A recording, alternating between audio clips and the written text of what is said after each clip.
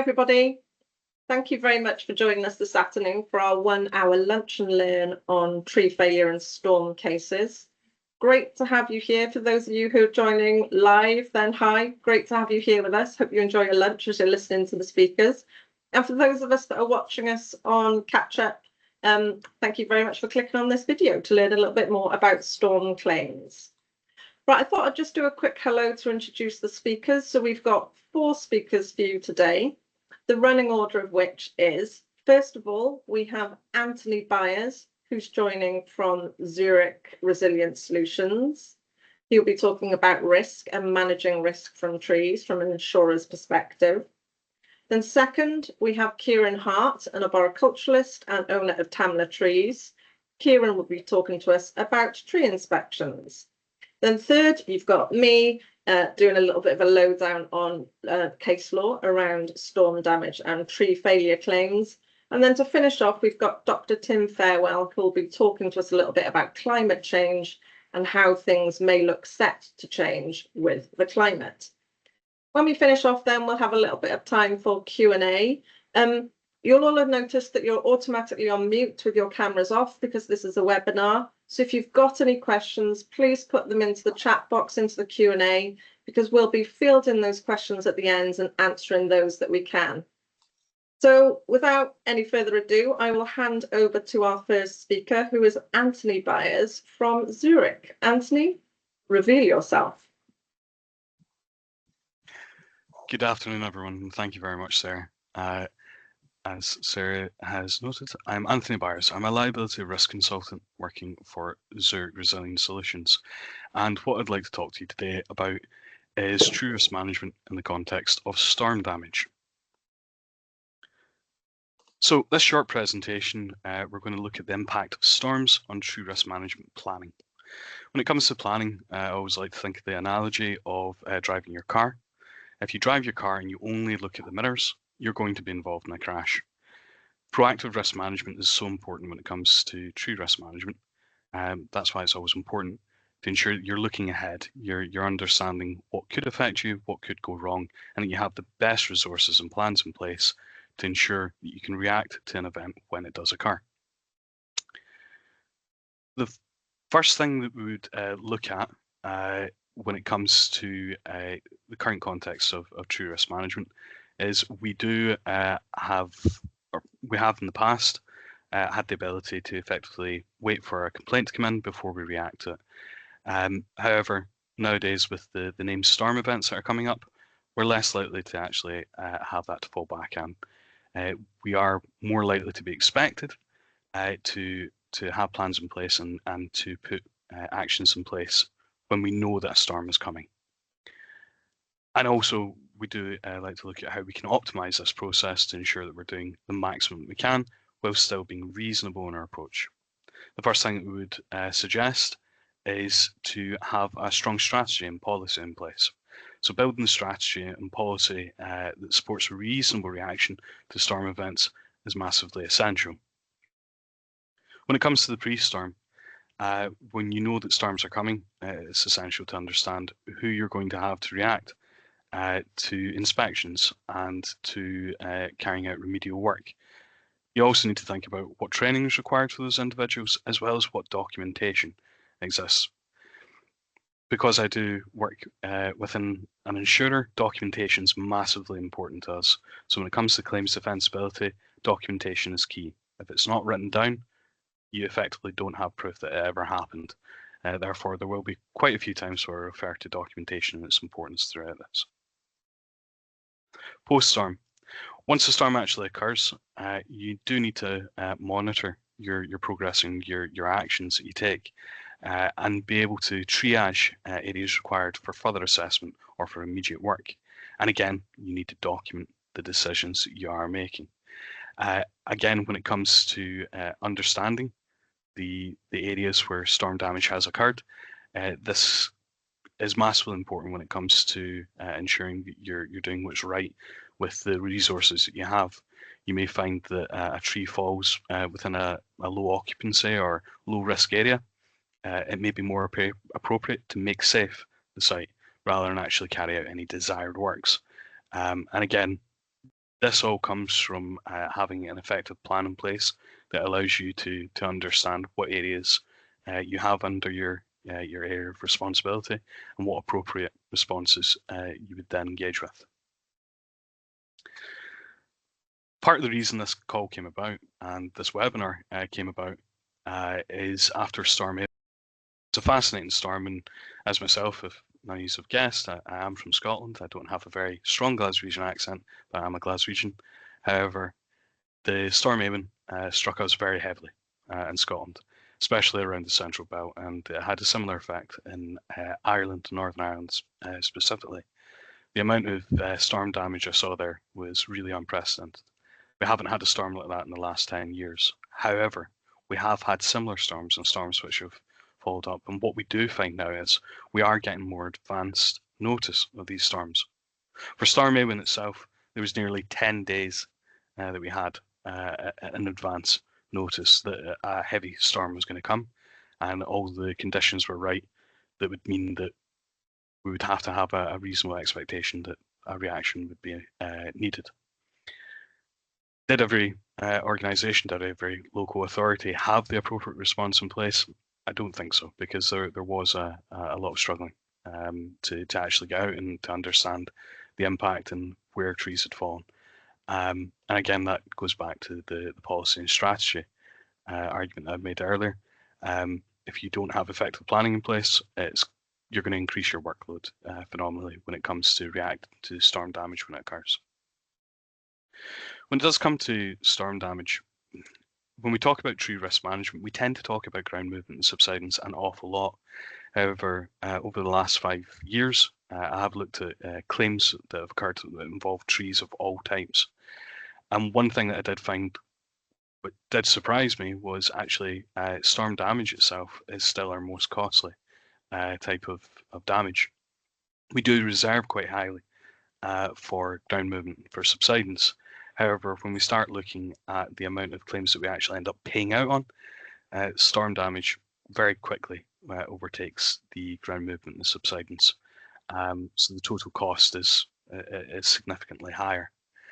So therefore, there's a cost imperative as well as a moral imperative to ensure that we're adequately planning and preparing for storms when we know that they're going to occur. So how do we enhance claims defensibility when it comes to storm damage? Again, said before, having a clear policy and strategy in place ensures that you already have a plan ready to enact when a storm does occur. Understanding your zones, your areas of high risk and low risk, this is extremely important when it comes to tree risk management. It's not reasonable and it's not fully expected that you're going to be able to go around and inspect every single tree after a storm, even although all trees may be affected in some way. However, it is important that you understand where are the trees that are situated close to public spaces, roads, parks, nurseries, schools, these type of things. Where are those areas, and how do you rapidly get out to them and ensure that you're adequately inspecting them to ensure that you've done at least the minimum amount to make an area safe. You also need to establish training requirements. Post-storm inspectors, and I'm not going to go into the regimes of inspection too much because Kieran is going to talk about that a little bit later, but post-storm inspectors is a fairly new concept that we've come up with and we've thought of in regards to storm events. These are individuals who are not necessarily the Monday to Friday tree inspectors that you'd usually find. These are individuals who may be pulled from other departments who can quickly go out and cover a route to confirm if there's any obvious defects to trees, and they can document very quickly the response and what they've found, and then pass it on to other more qualified inspectors, risk managers, tree surgeons to make a decision on the final response that's required. Essentially for those individuals though, what they would need training in is their own safety as well. Naturally going out and after a storm and looking at trees that may be liable to fall down, the safety of the individual is paramount in that as well. And then having the training requirements there established for your inspectors, tree surgeons, and also risk managers themselves, so that they fully understand their roles and responsibilities when it comes to post-storm events. Again, coming back to the documented proof, ensuring that you do have documents that are there ready to go that allow you to fully justify what actions you're taking. And also to justify when you're not taking action. Sometimes that's just as important, if not more important, because an area where you've decided not to take action, if subsequently a tree falls or property damage ensues, injury, or at worst case scenario, a fatality, having the ability to justify and say, no, the reason we took the decision not to have action was X, that still offers you a phenomenal amount of claims defensibility. And again, communication with stakeholders, this is something that will massively enhance claims defensibility because it shows that you're reasonably doing everything you can. This doesn't mean to say that it should just be one way. It's not simply enough to have a line of communication open from members of the public to speak to yourself as a local area authority or an organisation to report complaints, but also for yourself to proactively engage with the community to say, you know, we know that a storm's coming. Here are some of the things to consider, or here are high occupancy routes. These are the ones that are going to be inspected first, and sometimes even communicating that you have inspected. Here's areas to avoid, or here's justification for certain actions that have been taken or not been taken. This can massively instill confidence and also enhance the safety within the public domain. And again, as said before, especially when you're talking about post-storm inspectors, these may be individuals from other departments. So liaising with other departments to ensure that you do have access to those resources can be extremely important. The inspectors that immediately come to mind for myself when I think about that is highways or roads inspectors. These are individuals that are used to going out and checking for defects on roads. It wouldn't take much training to have them additionally trained to carry out post-storm inspections and point out obvious defects. And again, they would be used to the documented approach for this as well. So that's everything from myself just now. Hi everybody, so I'm doing the legal slot, no surprise there, and this is going to be a bit of a whistle-stop tour through some case law. So don't worry about making notes because a lot of the notes are going to be on the actual slides. They're quite busy with words, so apologies for that, but because I'm talking about case law, the facts are king. So actually, before I click on that, so the frequency and severity of recent storms has left images of trees fallen on cars, houses, roads, and even railway lines in our minds. With storms seeming to occur more frequently, it's worth a revisit of the law relating to these claims to see how, whether the law might change in relation to these dramatic events. As my slot here is only 10 minutes, I'm sticking to talking about civil claims, but just flagging up that there are also criminal claims, for example, when the Health and Safety Executive might get involved. Branches falling and the tree eventually falling, as Kieran has just said, are part of the natural characteristics of a tree as a living entity.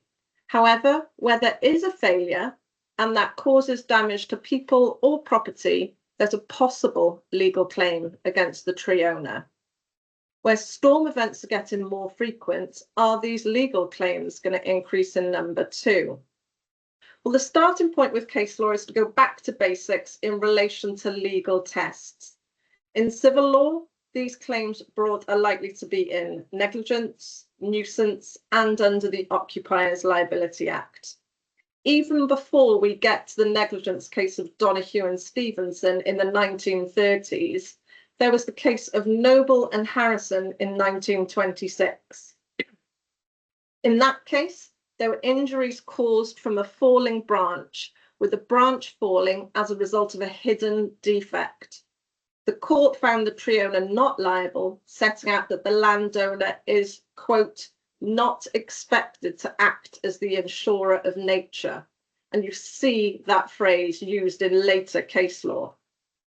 This is an expression which continues to be referred to in today's court judgments.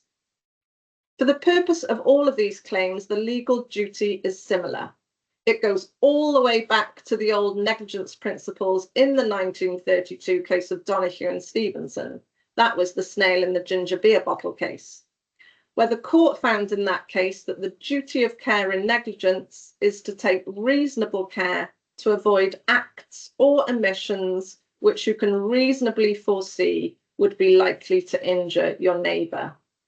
But moving away from that ginger beer case and into tree law cases, this was referred to by the House of Lords in the case of Camina versus Northern and London Investment Trust.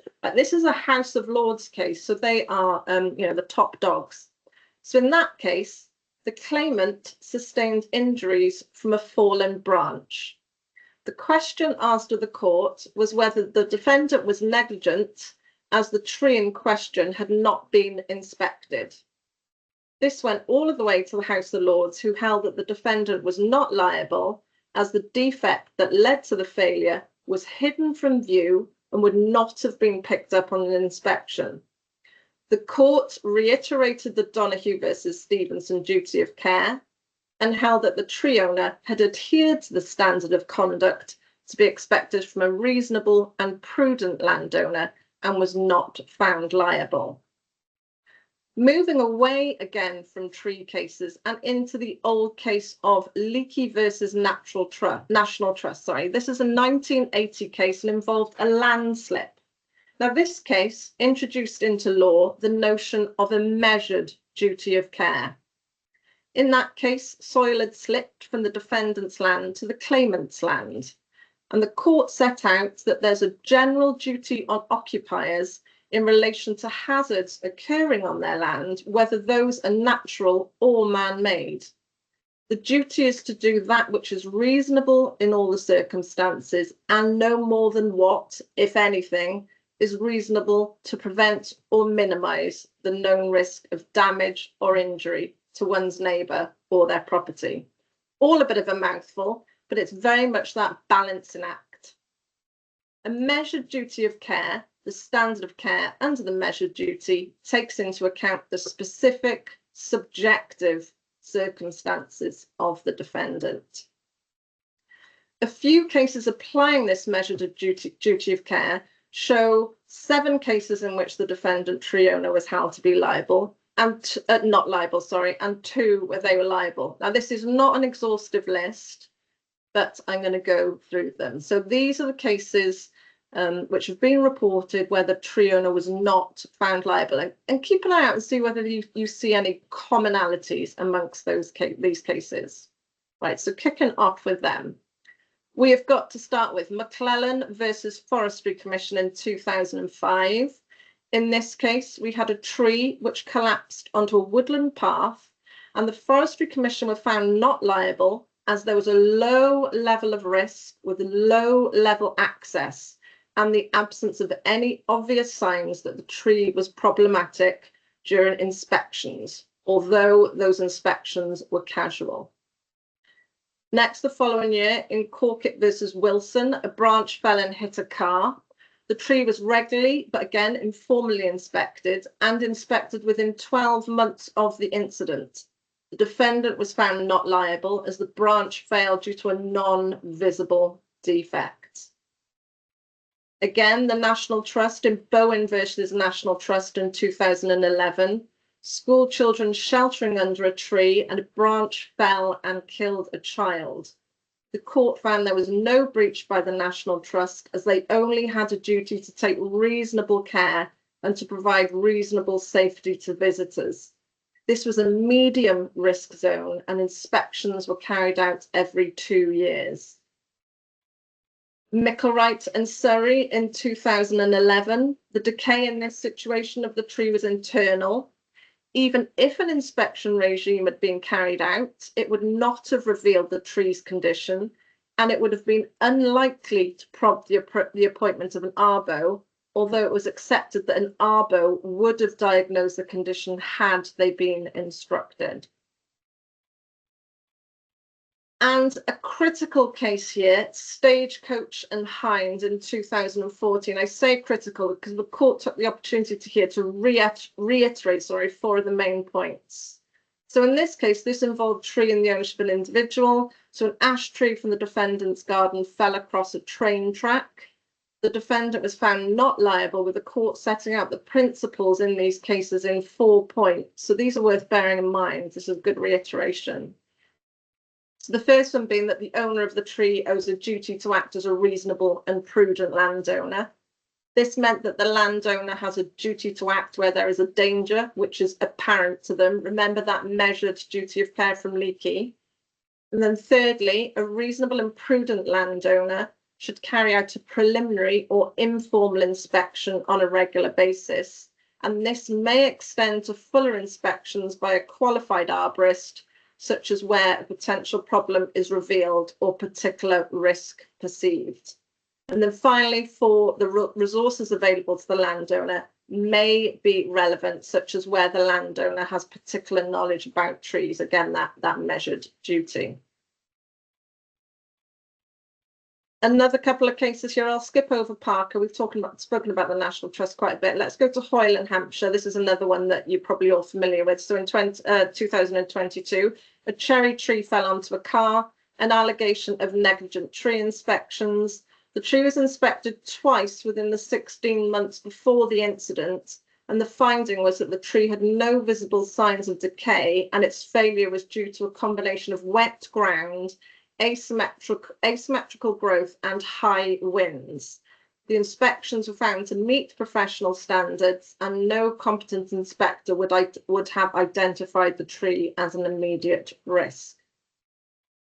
So moving on to the 2 cases where the tree owner was found liable. Now, again, I said these aren't an exhaustive list. These are just a couple of examples. And I've highlighted actually the risk elements here, because I really think this is why the decisions were different. So the first one is the case of Whitley Parish Council in Cavanagh in 2018. A tree here fell in stormy weather in 2012 onto a bus. The tree had been inspected every 3 years. The court found the tree was in a high-risk area and should have been inspected no less than every 2 years. This would have identified the decay and prevented the accident. And then finally, in Collar and Singh versus Highways England in 2019, the tree was on the central reservation of a main A road, I think it was. It fell and caused a road traffic accident. In this case, there was a 3-year cycle of inspections, which was found to be inadequate, with reference to the tree and its location in a position of what was called extreme high risk. The court here reiterated that even if there is a breach, though, causation must be established to show that the failure to inspect it sufficiently was actually the cause of the tree failure. So in terms of the general duty, it's what a reasonable and prudent landowner should do. The exact situation of the tree owner will be taken into account with the Leakey measured duty. The higher the risk area the tree is in, the more the court will expect in terms of professional inspections of high frequency. The biggest balance here has got to be alerting tree owners to the risk of owning trees such that they're encouraged to effectively manage them, but not to scaremonger to the extent that an increase in proactive tree felling goes ahead to entirely eliminate risk. So if you are interested in hearing more about tree stuff, then a quick plug for the Tree Law Conference. If you want to take a moment and scan the QR codes, then you're welcome to come to that. Again, it'll be an online session like today, and that will be deep diving into tree preservation orders. So that is my session. Over to Tim.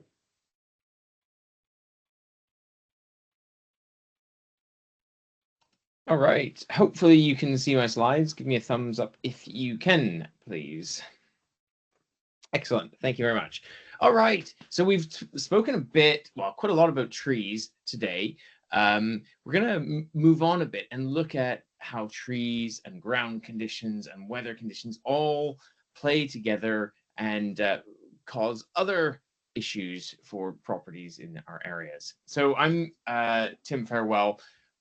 A lot of my work revolves around modeling subsidence, ground movement, ground hazards, and a lot of that information is summarized in our book that we wrote with a large number of people in the industry a year or so ago, so you can grab that if you're interested.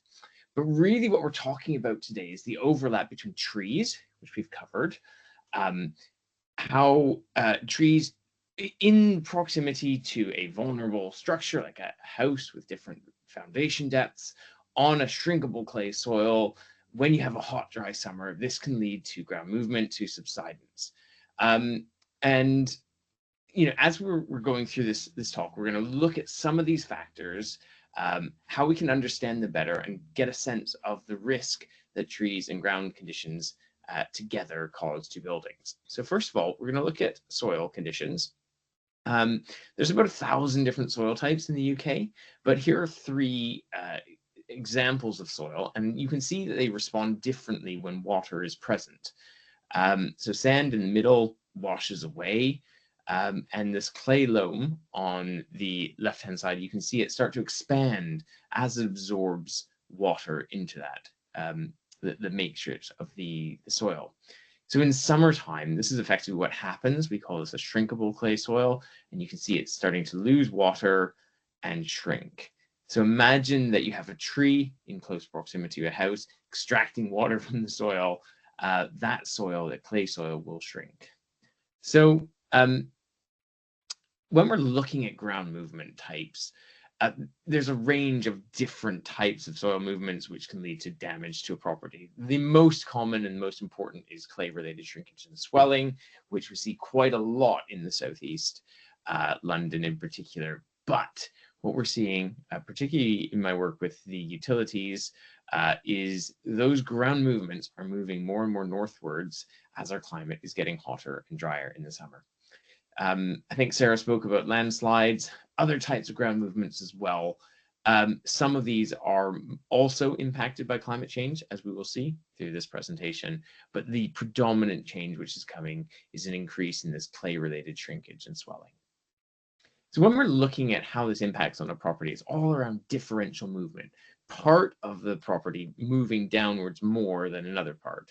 And you can see that when you have a tree present, it's generally that side of the building which moves down more than the other side.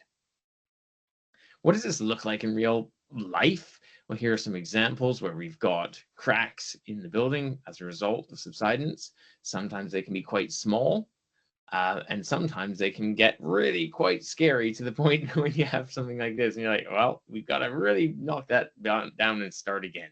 That is not redeemable. So when we go about mapping these, we first look at soil and geology, identify those parts of the country where these shrinkable ground conditions are present. Then we look at weather. And Sarah's asked me to talk a little bit about climate change and how this is likely to change some of these ground risks. And of course, you've seen the impact of windstorms on trees. Here's another type of change which is coming, which is going to increase risk to property. As our summers get hotter and drier, we're going to see these soils drying out more and more. Of course, winters are set to get wetter as well, and it's the change between these wet conditions and dry conditions which can be really quite problematic.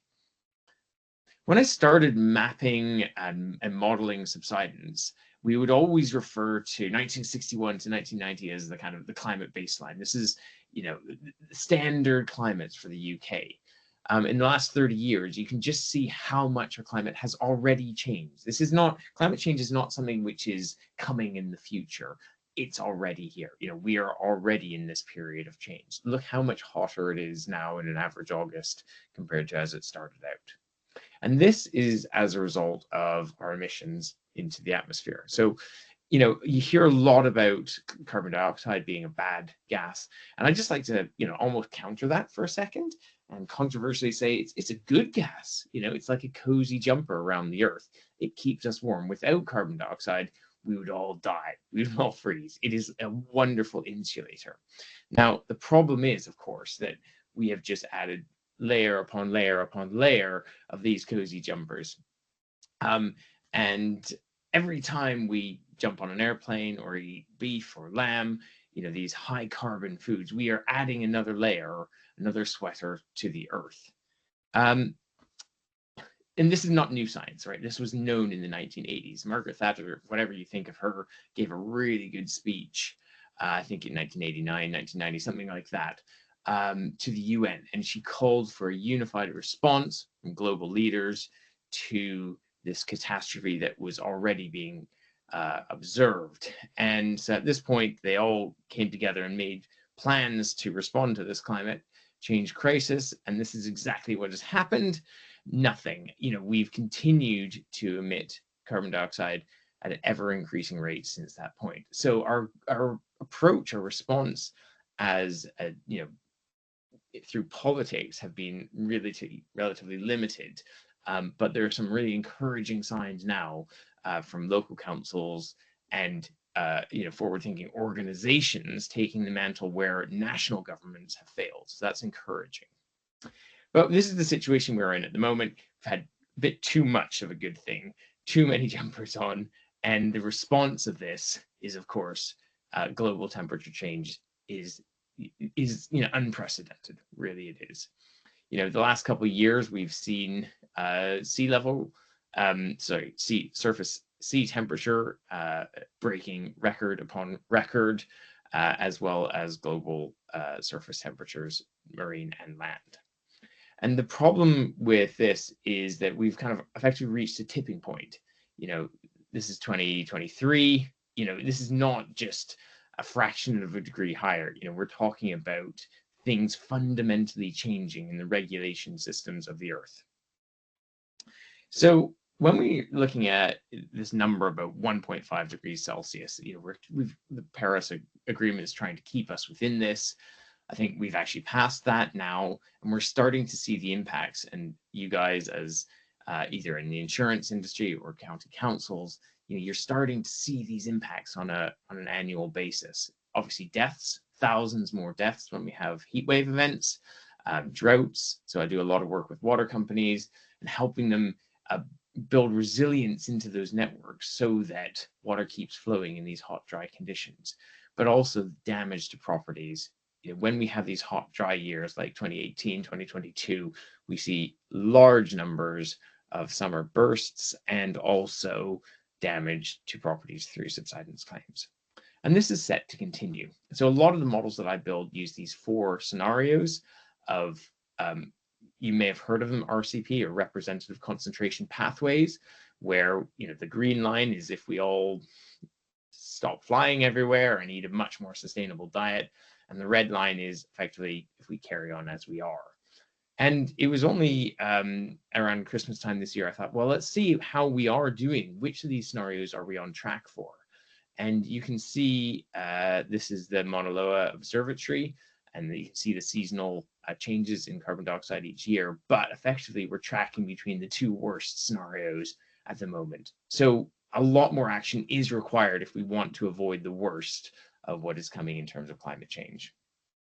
What we're seeing here is a change in climate from the 1890s up until the 2020s. And here we start to look at future scenarios, and you can see this warming is set to continue and spread across much of the UK. And this is the best case scenario. If we put on the worst case scenario, it looks something like that, which is just so catastrophically bad. It scares the life out of me. So we can see, from the 1980s, go forward 100 years, England, Wales, even Scotland, and showing massive changes. We can't. I can't remember. It might have been Anthony who was saying we can't just look in the rear view mirror as to what's coming. You absolutely can't do that for climate change. We need to look ahead, see what is coming, and then prepare for that so that we can continue to provide services to the people that we serve. So just to summarize, climate change in the UK, we're coming towards hotter, drier summers, warmer, wetter winters. These extreme weather events, storms, these are becoming a lot more common. And for coastal regions, of course, rising sea levels is a crisis which is unfolding. So what we try and do is build together these maps and identify pockets where it's safe to plant trees, where you might not want to insure properties if you're keen to avoid subs risks. That's really our bread and butter. And when we're looking at how subsidence risk is likely to change over time, a typical insurer might have this kind of distribution across the UK. Vast majority, very low risk from subsidence events. But as we move to a future climate with hotter, drier conditions, what we're seeing is the shifting across of these properties as more and more of these properties are subject to the hot, dry conditions, and certain of those soils will shrink more, leading to more damage to properties. So at this point, people sometimes say, well, what realistically can we do? Individually, much like taxes, one person doing something is going to have a little impact, but collectively, like taxes, we can do a lot of good things if we all work together. And I just suggest 3 things which, if you want to be part of the solution, you can consider doing. So the first is, of course, looking at your pension plan, or if you're in the fortunate position to have other investments, move those towards climate sensitive plans. This is hardly ever spoken about, but by not funding climate destroying industries and actually funding companies who are trying to do the right thing, you can make a huge impact with this. You will have heard, of course, the huge damage caused by flying. So let's fly less, walk more, you'll end up healthier. And I think for me, one of the things which we can start to do a lot more is look about how we eat. So beef and lamb are hugely emitting in terms of methane. It's a very rapid warming greenhouse gas. And more companies and organizations, councils, universities are moving to a position where they're just not serving beef or lamb anymore on their campuses. And that's great. And the other thing we can do is just stop wasting food. So each slice of bread that we throw away is equivalent to like a whole A4 piece of ground land used to grow that wheat. So these can all add up, much like taxes. If we all play our part, we can make significant impacts to making the world a better place. I'd just like to flag up a couple of councils who I've noticed really trying to take this serious and go, what can we do as a council in terms of the food that we serve at our events to reduce the carbon on that? And there's about 16 universities as well who are going, let's move to plant-based catering wherever possible. So there's a lot of good work going out there, because what we need to do is build a collective response to address these kinds of risks, be it from trees falling or indeed the soil shrinking, moving, and causing damage to properties and our assets. So I hope that's been helpful. It's just one of many risks that we look at, but a really important one alongside trees and storm damage as well. Thanks very much. Thank you very much, Tim. That was great. We have been checking out the chat box and the Q&A. Most of it seems to have been over slides and slide malfunctions, so there aren't many questions for us to deal with here. But if you go away, or if you've watched this on catch up and questions crop up and you want to address them with any of us, then please do get in touch. You can email me at hello@treelaw.co.uk. If you'd like to watch this again, it will be on our YouTube channel relatively shortly. Our YouTube channel is Tree Law TV, so check that out, and obviously don't forget to like and subscribe. All that remains is for me to thank our speakers. I thank Anthony at Zurich very much, Kieran, and also Tim, and thank you all for attending. I hope you have found it very useful. Thank you very much, everybody.